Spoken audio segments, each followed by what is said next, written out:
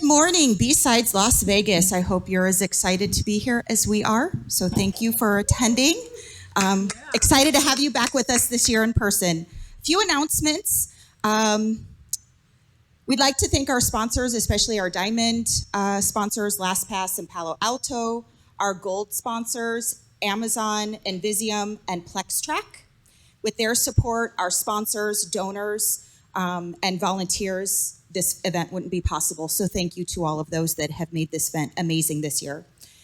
This talk is being live streamed, so please take a moment to silence your cell phones as a courtesy to our speakers and for those following online.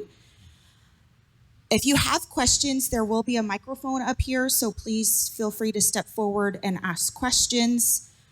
And then no pictures without speaker's permission.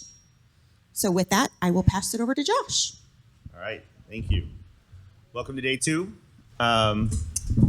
This is the Meet the Press fireside chat. We talked about everything's on fire yesterday, or things were flammable, and stuff's on fire. So let's have a fireside chat with some of our favorite journalists.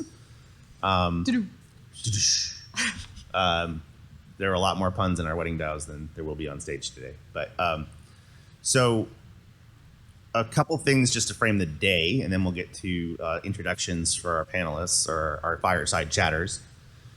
Yesterday was really about, we started the Cavalry 9 years ago. We wanted to tell people stuff was flammable, that our dependence on software and technology and critical infrastructure was growing faster than our ability to secure it. We were worried about where bits and bytes meet flesh and blood. But we knew, and we told the room, that no one would really listen until there was proof of harm, until we had existence proofs, until people are actually hacking these. It's one thing to do stunt hacking of a car or a medical device. It's another when it manifests harm and could represent a crisis of confidence in the public to trust these connected technologies. And we don't want that. So while any loss of life would be tragic, we realized the failure mode was not merely a loss of life, but any sort of crisis of confidence for people to trust otherwise superior medicine, driverless vehicles, that the light switch would turn the lights on, or that the water was drinkable. And in the last 2 years, in parallel with the global pandemic, we saw successful attacks of the water we drink, the food we put on our table, the oil and gas that fuel our cars, our homes, and our supply chains, the schools our kids attend, the municipalities who run our towns, our cities, our functioning of government, and even timely access to patient care with mortal consequences, as we saw with Kendra's talk yesterday about the CISA-COVID task force findings. So we have seen that delays affect patient outcomes and loss of life, and protracted cyber attacks introduce delays sufficient to drive those outcomes. So I think one of the head scratchers for us in the Cavalry was, now that people can see on John Oliver on HBO or on, it's Main Street News that you couldn't get gas, so there have been disruptions and there's been hacks. We really thought there'd be more political will and more advanced conversations about what to do about it. And now what we're asking between yesterday and today is, how should the mission of the Cavalry change and evolve now that we're not telling people and educating that things are flammable, but now hopefully trying to drive down and minimize risk, a little bit more firefighting or engaging those underserved by either the private sector or the public sector. And we lovingly call that the cyber poor.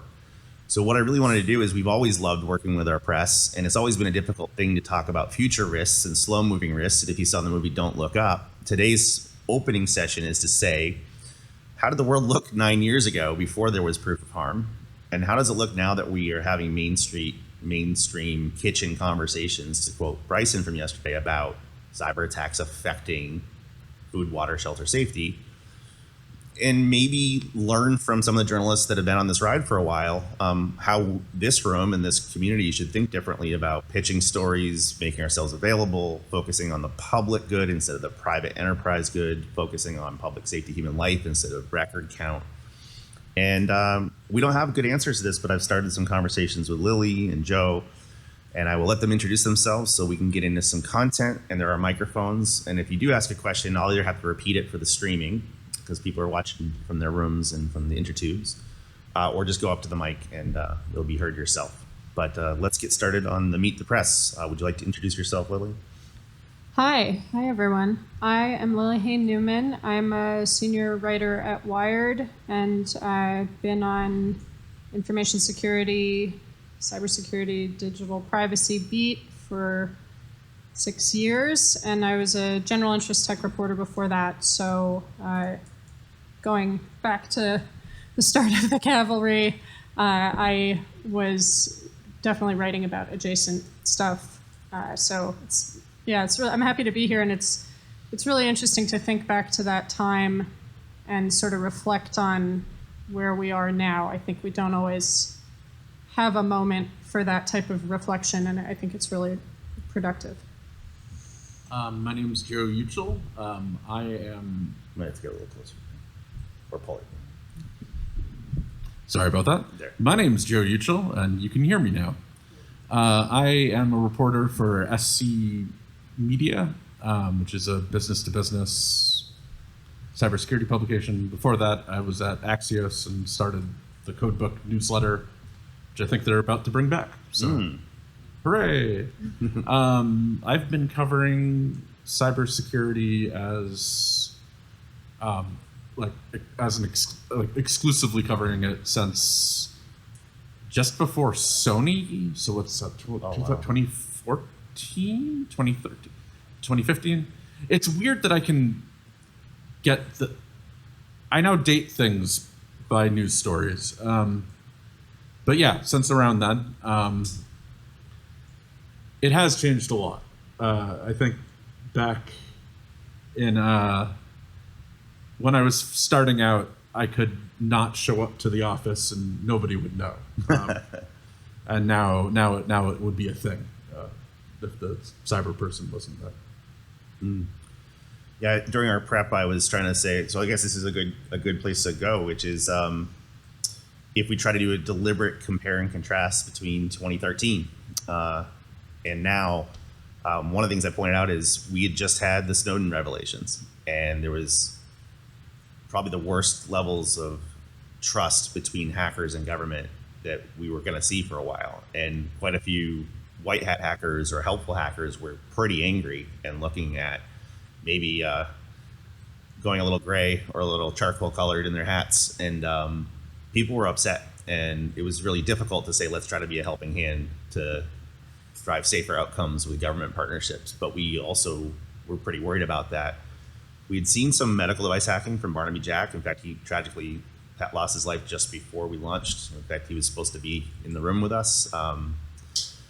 We saw some early car hacking, but it was considered theoretical or stunt hacking at times. And one of the things we told the room was people would have to die first before they're really going to listen to us. And then somebody shouted out, "Why do this then?" And I said, well, we want to have a head start and built the trust and laid the groundwork and the scaffolding so that they turn to us instead of lesser people with lesser motives and lesser ideas, or that we don't have an overreaction like a Cyber Patriot Act or something. But the whole goal here was to maintain the trust of the public.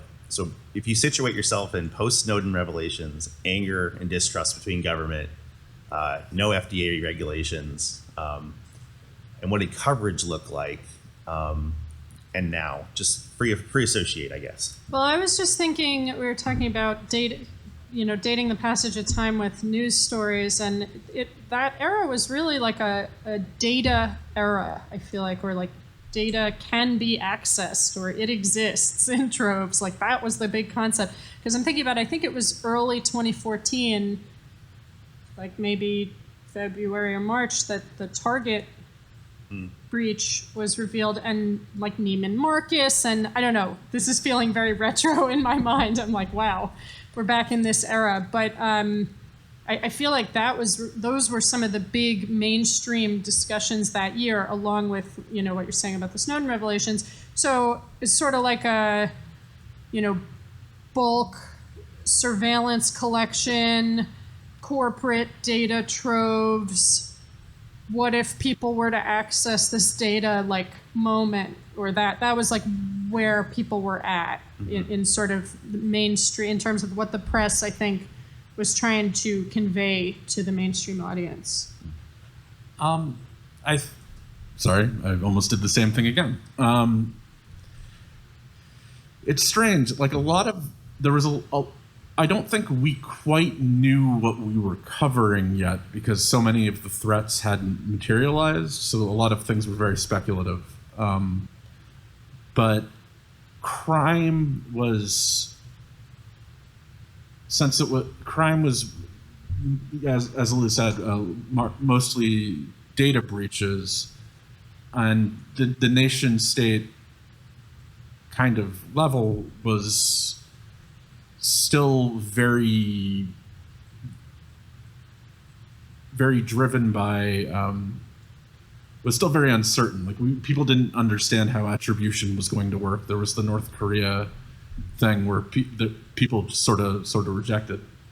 I think since then we've seen sort of the rise of news covering every breach and making that the big event, like a breach by breach by breach, and that being the big news story of the day, and not really taking a broader look at it. I think that's sort of dying down, but only because they've been concentrating on single breaches longer. But it seems to be very event-driven now, whereas in the past it was more speculative, if that makes sense.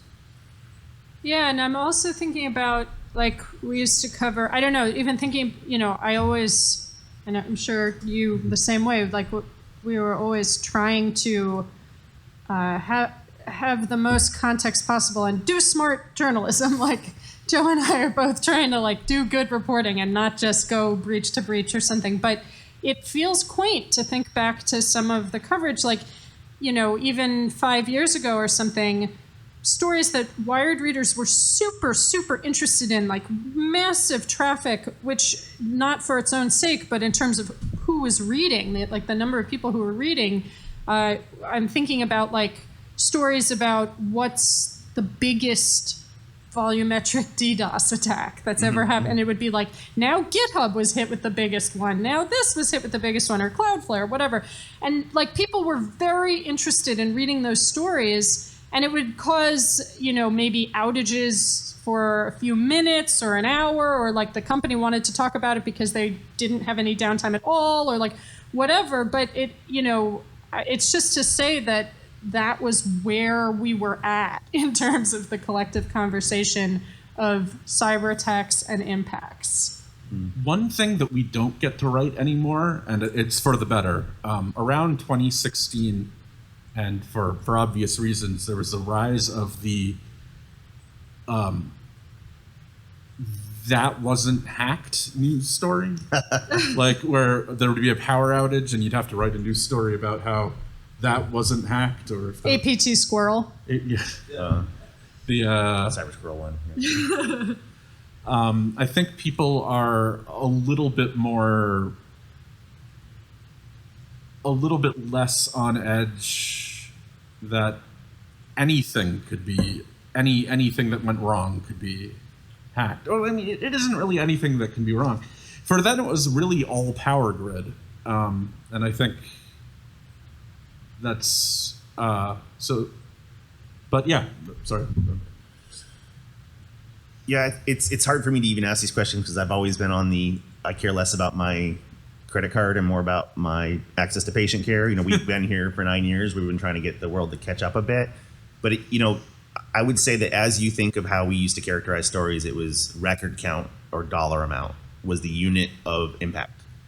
And now it's potentially quality of patient care, or how long are you without oil and gas, or how long can a municipality not function and perform the duties it needs to keep its citizens safe. And what are the supply chain cascading impacts of a meatpacking facility getting hacked, or cream cheese. My daughters were about to riot because they couldn't have cream cheese for their bagels for a while, and people didn't know why. And part of why was there was a hack of one of our concentrated developers of cream cheese, exacerbated by trucker shortages, exacerbated by other COVID factors. But the net outcome here is if there's not enough slack in the system, even these seemingly unimportant ransoms of a single entity could have cascading and rippling effects on, if my kids are going to riot for cream cheese. So I care a little bit less about cream cheese and more about losses of life. But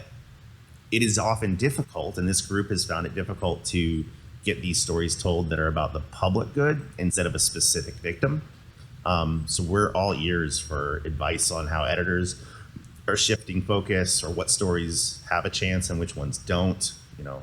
How we might both respond to organic changes, but also try to affect maybe some deliberate changes, so that we can ensure there's not always. And I still find people who say, well, yeah, Josh, people might have died, but what about the record count? Like, there's just a really palpable part of us that is It's wired. painful. Yeah.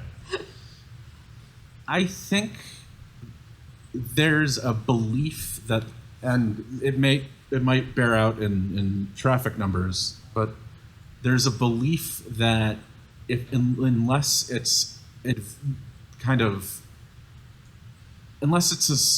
an enterprise angle, unless you're talking about you're talking to businesses, it's tough to sell advertising.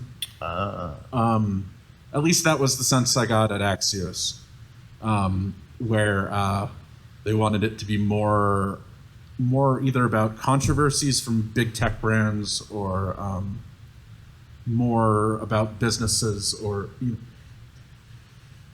I hope that's changing. I've been at something that solely covers the enterprise for the past 2 years, but I think that as people have seen real-time chaos engineering, the power outages in Texas, or like you were mentioning, the Colonial Pipeline, people have a better sense of what can go wrong, but I think it's one at a time. Yeah. I don't know if I think that people are very driven by stories, like not necessarily.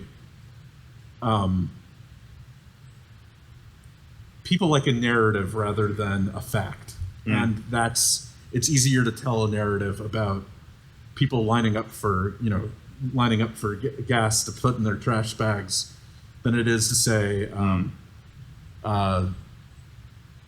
to cover the effect of copyright law on hacking hardware. Well, and yeah, I want to add, like, we should talk a little bit, Josh, about what we've been discussing about the interdisciplinary nature of some of these stories, because I just want to say first that, I think what we were saying about what you said about it used to be I could take a day off and no one even noticed, and now it's like, where is the person who needs to write about this every single day? Like, that is a real thing, and that's a real issue with getting stories written and getting them to break through, is that there's just so much going on. I mean, it used to be when I would come to Black Hat and DEF CON and B-Sides and cover talks at all the conferences, like, there was nothing else I needed to be doing that week but that, right? Like, that was the, news that really needed to get out there that week. And now it's like 30 other things are happening this week, and I'm like, shit, like, what? My editors and I are like, what do we do? Because, so anyway, I think, and so especially, to transition to, what we had been talking about, like, stories and what you're saying about narratives and real human stories that are the most important stories that we all really want to be telling, that are the most impactful. Those stories take a lot more time, a lot more sensitivity, and various types of expertise. And it's just there's like a lot of cooks in this kitchen, I think one thing that's worth noting, and this is for the better, more people who write about cybersecurity are focused on cybersecurity now than there were at any other time in history. It's a fun thing to be able to say. I think that if you remember Norse, with the AEI report that speculated that Iran was hacking the United States hundreds of thousands of times a day. It just turned out it was, background noise and Pew pew. pew pew. That can happen. Those kinds of stories can happen. The power grid story in the Washington Post, I think that was the Vermont, was that? There was a time that they had said that somebody had hacked the power grid that turned out to be. Oh, the MS Blaster from 2013, that one? Or? No, I think it was around 20. Well, yeah. The fact that there's more than one example is the point. Yeah. a lot of those things slipped through because the people who ended up covering cybersecurity stories were people who had no InfoSec background and can be easily swayed by the by things that sounded very impressive, but didn't really have a sense of how to evaluate whether or not they were true. Wow, there's so much I want to unpack from this. I'm just going to scattershot a few things I heard that we could Lay it tease on out. us. Choose your own adventure, because any one of these could turn into an hour conversation. One of the things that surprised me, and I'll just enumerate them, not prioritized. One of the things that surprised me is I've actually seen a thinning out of journalists. A lot of really good journalists and really good beats have gone away, and now some of those excellent journalists are in sponsored corporate journalism. They're still doing good stories, but there's always that risk that there's an editorial slant towards that market or that product set. And I still love and respect these journalists, and it's sad to me to see so many of them not working for a news outlet or an independent news outlet, but doing news under the imprimatur of some corporate entity. So number two, a bunch of us were observing there's stunningly few journalists here in Vegas this week. And it's possibly COVID, it's possibly competing stories, it's possibly that this isn't sexy anymore. But that is an observation I think worth noting. I'm very glad you're both here. Number three, I worry about where Lilly was going. We had talked about this in advance. Some of the stories that came out of our Cystic COVID task force were so multidisciplinary in nature, you couldn't find a single journalist with a single beat that felt comfortable doing it. And unless there was capacity in their medical companion or their government oversight companion, these stories couldn't get told. So there was a level of complexity that created enough hesitation for the hard or the more substantive stories to get told. So pick apart any of these or none of these, but I have some concern over this. I guess working backwards, it's easy for me to say Lilly should do it, but I think I'll take all your scoops, Joe. I think that with things that are extremely multidisciplinary, you might have better luck with magazines where they have time to do thought out coverage. Compared to newspapers where we're expected to increasingly put out a story not only every day, but every few hours.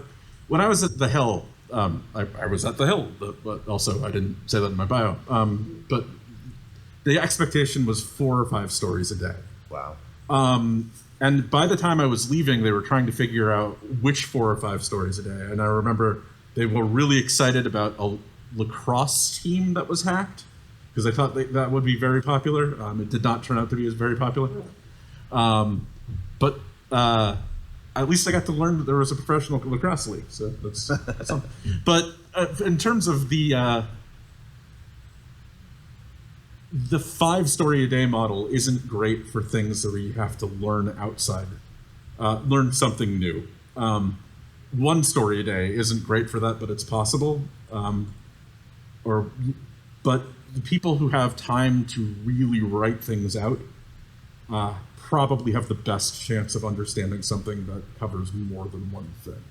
But I think you really hit on it, because the thing is, I think the JBS ransomware attack, supply chain attack, is a great example, because it's like, to use the example of Wired, the thing we don't have at Wired is someone who's sourced up on the meat supply chain, right? Like who does like meat futures, or like we have no meat coverage, guys. So I think this really raises a good point, that some of the blind spot or some of the best intentions where stories don't end up happening, that Josh, you're saying, like, how do we get these stories to happen, comes from the fact that certain publications potentially have the institutional expertise if you put multiple people together, but there's those are newspapers and wire services and stuff that have their own pressures, right? Like Reuters, for example, they do amazing cybersecurity coverage. They were an organization that I was like, okay, they're more likely to have solid stuff on JBS. I'm just using this as an example because they've got cybersecurity reporters, they've got, meat people, they've got, all the different whatever, import, reporting expertise, import, export, all the different things you would need, but they don't have time, right? They only do a certain type of story, like the sort of 200-word or 400-word Reuters, and I mean, occasionally amazing long investigations, whatever. But just to use this example, whereas Wired can go really deep on something, but can only put one or maybe two reporters on like a deep investigation. So yeah, I think that's really getting to... There's an interesting thing that goes along with that. Kim Zetter once made the point, and that one of the ways you could tell it was going to be a good news story is if one of the names in the byline was the research person, the person who...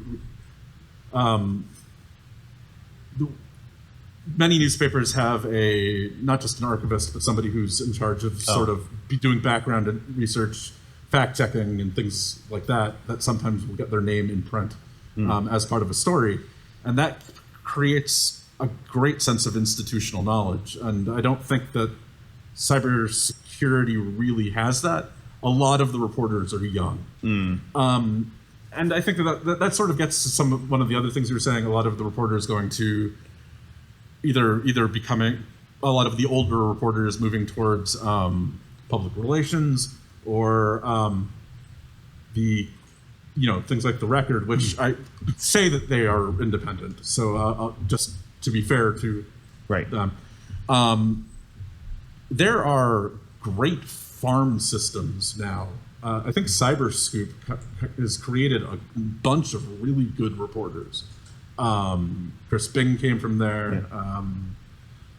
A few other. Well, and we were supposed to have a cyber scooper on this panel. Right. Suzanne Smalley. Bank the flights for that one. Yeah. And Suzanne's had some great initial stories. Shannon, a bunch of really good people have come from that. And one of the things that's really difficult in journalism is finding somewhere that will train you to do something well. And so while some of the more venerable people may be doing more things that seem distasteful, I think that there's a group of people, there are more people who exist who might be able to handle the... And it's hard to jump off my own shadow when I ask this. It's a bit of a loaded question, but as somebody who I think has kind of rallied the public interest, public good, public safety subset of the hacker community, we often cringe when we see people we like and respect for their enterprise perspective or their corporate for-profit perspective being quoted on public safety stories when the message is optimized for private interest instead of public interest. And I think some of it I've seen is just people get used to, reliable sources or people that are quote worthy or might get more clicks because their name, but they may exactly be the wrong person to ask. Like we'll see something where there's collectively 100 years of experience in the room and somebody who spent no time on that topic is the lead quote. And I know that that's some journalism 101 stuff, but is there a need or an opportunity to differentiate between corporate security and consequential security, or private interest security and public good? Could there be a discipline where it's easier for any journalist to find sources in category A versus B, or am I just butchering my articulation here? I think Lilly might have a better sense of it than me, because your beat is more business to business, right? It's more business to business. But I think that's the fact that there are publications that are business to business and not publications that are public to public. Right. Sort of says something that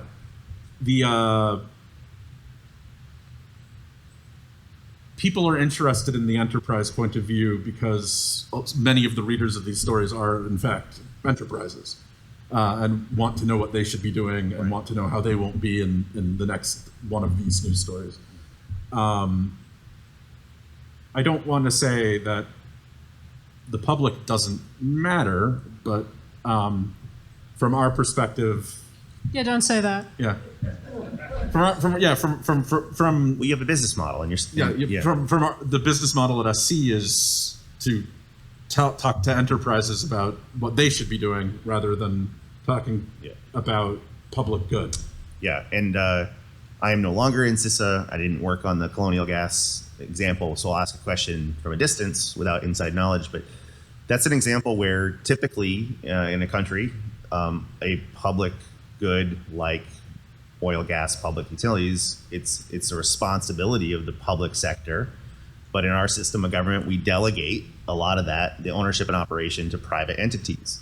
So when you have a breach like that, and people can Monday morning quarterback the decisions made, it seemed to me from the outside that the right thing for shareholders might be to preserve integrity in billing and shut things down, but that unilateral decision might hurt the public interests of the Eastern Seaboard for a while. So when you have a tension between what's right for the enterprise and what's right for the country or the region, I think there's an incredible story here of do we need to recalibrate the social contract between the public-private partnership? And you can delegate operation from the government to the private sector, but you're still accountable for it. So are we actually able to govern reliable, maintainable access to critical infrastructure, or have we gotten out of balance? And I found it really, there were a couple of decent stories about what happened, but maybe not the strategic implication of that public-private partnership. Yeah, I'm having trouble organizing my thoughts, but I think it's because of what you said, that this is like a societal level recalibration that one could argue needs to happen in the US. But then I'm also thinking about how globally, like a thing about when we're thinking about this, the years of the cavalry, or, since 2013, or just like recent years of cybersecurity and the security industry, like the private sector has been so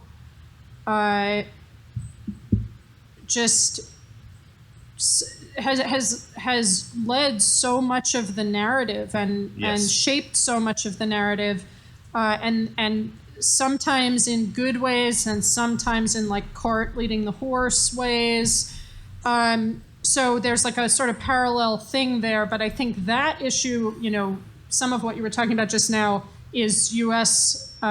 Centric, but the larger security industry and like what people understand to be the scope of cybersecurity topics, and even like thinking about like the concept of cyber war, so much of that has been driven by the private sector that I can see why there is this like decoupling that needs to happen, or that someone might feel needs to happen, because that's sort of how all of this has sprung up. And I guess that's sort of the classic like Black Hat versus DEF CON thing of, well, where's the space for all the vendors to be? And where's the like, economic engine of this whole thing? And then, like other folks in the community feeling like, well, I just want to do my research and focus on like what's actually impacting people. Like I think it's a big issue. So I'm going to float an opinion you've triggered. I also want to remind people that we do have the mic in the room. We also have the streaming chat. So if there is a burning question you'd love to ask either of these two fine journalists, please do. While he's heading up there, I think one of the areas that this dynamic got it wrong was ransomware. I think the hacker elite rock stars thought it was boring, and we just kept paying it, and we created this juggernaut that's unstoppable. And I think one of the ways I put it after RSA, we were sitting in the garden, I said, the attackers have figured out how to monetize the cyber poor. Defenders haven't. And it's going to be a feeding frenzy. It's so big now, there's no stopping it. There's no single, even international move that's going to stop the business model of unavailability. No matter what you do, your unavailability can be monetized. And unless and until this becomes interesting to either rockstar hacker voices and or commercial coin operated we've got a real public health issue that was possibly preventable in its infancy, but it's not going away anytime soon. The government will set a lot of the narrative there, and I think that the government right now is putting a lot of that pressure into two spaces: one of international partnerships, which doesn't get as much coverage as the other one, which is forcing, requirements for security requirements through the executive order and things like that. It is a much broader topic than that, but I think that for the most part, when people look for coverage, it's going to be what the government, what the elected person said they were doing.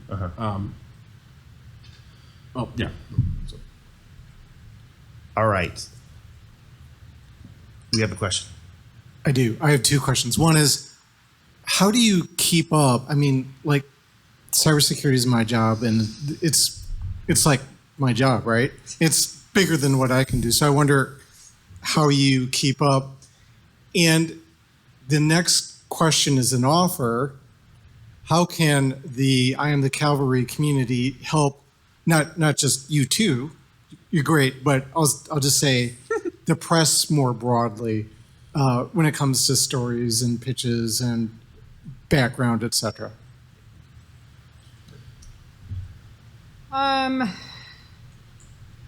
How do we keep up?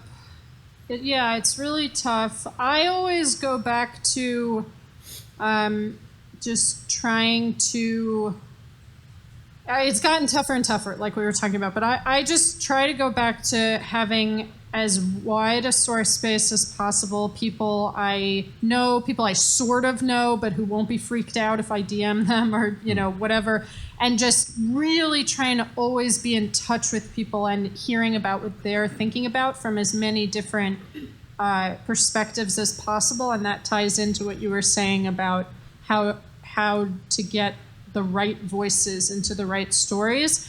But there is, every journalist, like, that's our job, and we pour a lot of work into it, but there is a limit to just like how many people we can know or how many sources we can maintain and relate, those relationships. So I think it's like an important ongoing question of combining all the journalists, like networks and efforts to do that, to try to do the full coverage, because the beat is way too huge now for just like a few reporters to cover alone. So that's on that piece. In terms of how I Am the Cavalry can, sorry, I missed the microphone again. In terms of how you can get more stories placed, reaching out is a good start. And not just reaching out through press releases and things like that. If you pick your shots and just occasionally say, this is important, I think most people will listen. At least most people who have a sense of what you're talking about will listen. But I also think it's like the proactive thing of, by the time you like implement network segmentation or something, like, it needs to have already been done. It can't happen once the crisis is going on. I think maybe it's sort of like that with reporters, that it's helpful to just like be in each other's orbit so that you can then, if I know one of you and we've, met at BSides and chatted a little bit and we keep in touch and send each other memes or whatever. And then if you DM me and you say, this is really important, I really want you to look at this, that helps a lot versus like my email or what, like my inbox is just like a hellscape. Like, I can't keep up with, and sometimes there are really important things in there, signal tip line the same way, like, but it's so difficult. I'm always worried that I'm missing stuff. So I think that personal connection, like, befriend your neighborhood journalist, like, now before you need them, All right. Do you have a question? I do. Oh, there we go. not step on the mic. Thank you for coming. And I had a question. Since a lot of the news seems to be very kind of Western-centric, I was wondering if in your experiences and in your connection circles and your professional kind of working lives, do you see a similar investment or divestment of resources, of opportunities in international partners that you may or may not have? Places in like Europe is obviously a big one, but other non-like English-speaking countries, do you see kind of like a similar, like, oh, we should kind of cover these like security things, or do you believe that certain governments are more oppressive in that manner, and that they go, you should not report on these things, otherwise your family will disappear forever? It's a good question. We certainly have some good UK journalists, but that's a fairly close partner to the US. Yeah, Joseph is great. Joseph Cox. Yeah. Great dude. Love him. He's one of the top Joes. We have a lot of Joes. Yeah, just a bunch. Just way too many. I think there definitely is, and like has been for quite a while, but it's very fair that like the effects, you haven't necessarily seen the fruits of this so much. But I think there has been like long-standing interest in doing more and more international coverage. Like you're saying, I think reporting, working with sources in a way that's safe for them is difficult in a bunch of countries. Right. So that is like a factor, but means it's all the more important to do it. And just one other thing I would say quickly is like, I think this is another area where the private security like threat intel juggernaut is like good, but also limiting, because that's a lot of how journalists, but also the community in general, hears about certain types of attacks, and especially government or like APT activity in a bunch of different countries globally. And so we're all sort of at the mercy of those, that framing or that mindset. Yeah, I think the company with the most visibility in China is 360, right? And they publish in Chinese. And you'll have to forgive me for not knowing which version of Chinese, because I can't tell the difference, and that's one of the problems. Is there's a language barrier to the sole source, to the person with the most telemetry on a field, on an area. I don't know how to fight that. Yeah, it's a fair question, and the Cavalry is a pretty international movement, and I have been personally burned because of just translation issues. Like when I was at the Atlantic Council for a while, I went out of my way to call it cybersafety instead of cybersecurity to differentiate the cyber physical impacts. And in some of the countries covering us, they were the same word. Like there wasn't a different way to put it. So here I am trying to mince and nuance US language. And one of the stories almost got me attacked by Anonymous. I mean, this is before the Cavalry, but like I said what I said it cleanly and clearly, but it was lost in translation, and an op was declared trying to destroy me and my family. So it got called off. We had some people from Anonymous call it off, but I'm probably more timid myself, even though I'm a competent media trained person, to get lost in translation. So it's probably an area we could put some more deliberate focus into, and specifically on things like our Hippocratic Oath for connected medical devices or the SBOM work. We were delighted to see translations in French and German and Japanese, because when you're speaking, some of the strategies are universal and translated. And we've had some really powerful partners in Singapore or elsewhere who cared more about some of these topics than some of our US partners did. But I think we could be more deliberate in international reach and having researcher friends who could maybe be more competent in those areas. This might seem like a hard transition, but one I really want to get to, because Lilly and I had some fascinating precursor discussions. Raise your hand if you've seen the documentary film called Don't Look Up. Okay, it really hurt for me to watch that. probably Kendra too. Anybody in the Cisco Code Task Force, it felt autobiographical. I have been surprised, and I'm usually at pretty grounded expectations, even though I'm a dreamer. It's usually pragmatic idealism. But I was really shocked to see how little people actually cared about loss of life in healthcare. And I'm going to do a little bit of an exposition here. We keep hearing from the healthcare that there's no money, there's no staff, there's no appetite, there's no political will. We're doing the best we can. People die. And they say until somebody dies, we're doing the best we can. So there was a story in Germany of a woman who had a Branson had her go too far away, a very long ambulance diversion to the next near facility, and now we have our first loss of life. And it has since been refuted and debunked, but maybe less so than you probably were told, because we know that delays affect mortality, and cyber introduces delays. So if cyber introduces delays and delays introduce mortality, we shouldn't be even in the proximity of this. But there's a palpable desire for the private sector and the hospitals to say that no one's ever died. No one's ever died.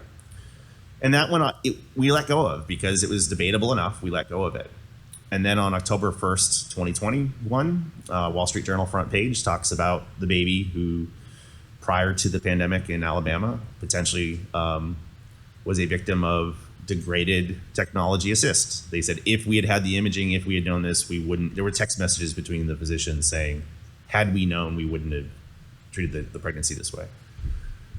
So people are like, okay, we finally have a named person. But then we say, oh, it's just an anecdote. It's a one-off. We shouldn't change policy over that. Well, that same day, our team at Cisco Code Task Force published statistical proof that we could measure hospital strain associated with excess death in pretty large numbers, and we could analyze regions hit hardest by ransomware to show that they were in those excess death stress zones for a protracted amount of time, so non-zero numbers of people lost their lives due to delayed and degraded access to patient care in Vermont, in San Diego, in other parts of the country.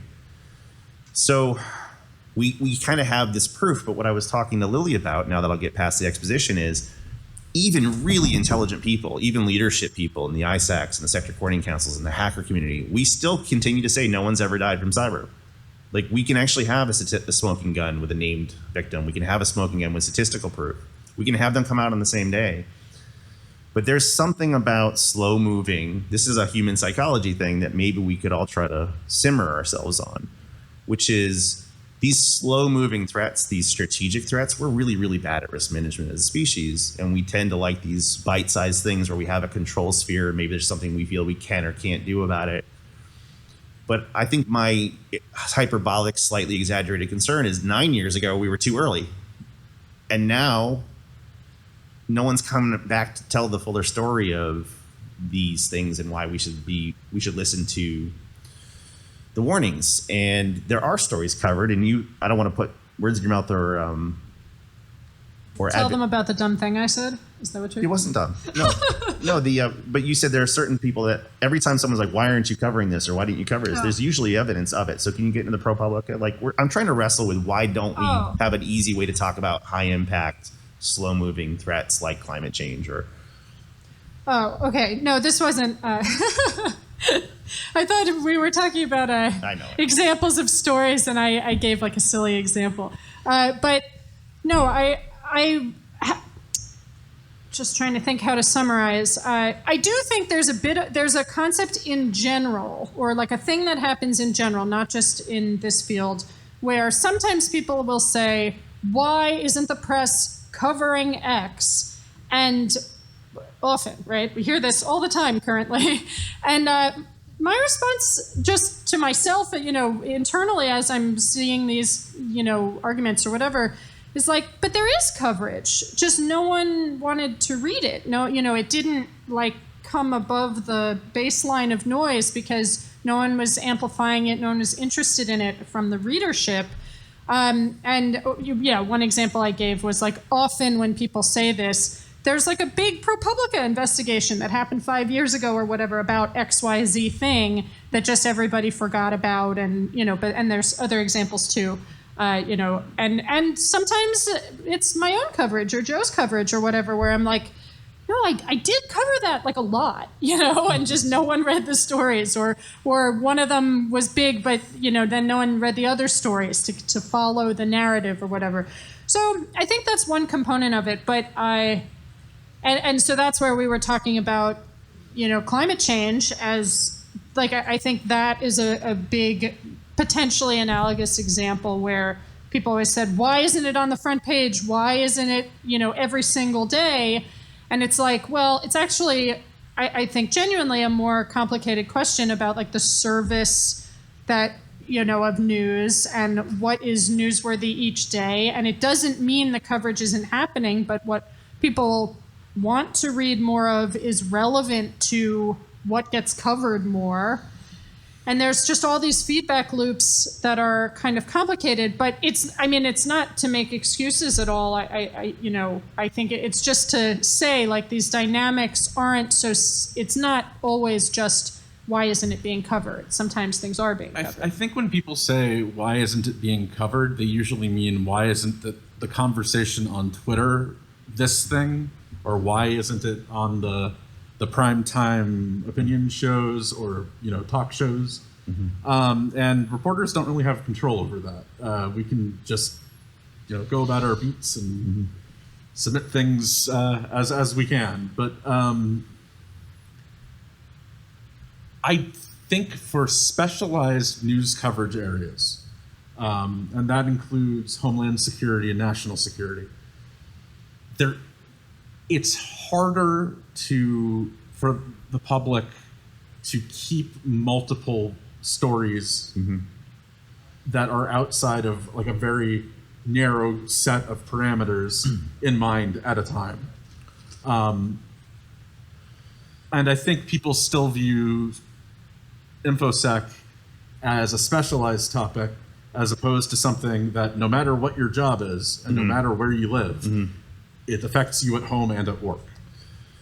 So I guess this is, I got the hook. We have like 3 minutes left, so we can continue the conversation in the hallway and throughout the day. But I guess where I'd like to end is maybe with a semi-rhetorical question, which is, I think this group has done incredibly important work to warn and to be calm, voice of reason, and lay the groundwork so that we can be better prepared for when things go south. I think now that things are going south, a concern I have is when you let it go too far south and there's victims, then you have knee-jerk reactions. And the entire thesis of what we started here was to be left a boom and be prepared for a more thoughtful, planful response.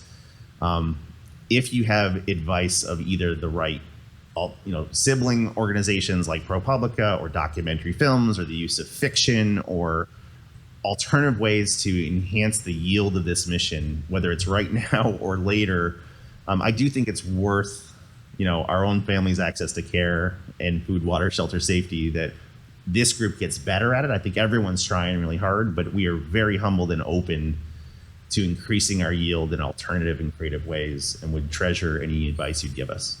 Any last words from either of you? Yeah, I would just say same. Like, appreciate all of you, and just want to be in touch. Those were good last words. Ditto. That thing. That thing. Yeah. Okay. Well, let's thank our journalist friends here. We should invest in them. We need them. They're a very important independent voice that can tell stories that can be in the public interest and public good, and I'm very grateful for the two of you.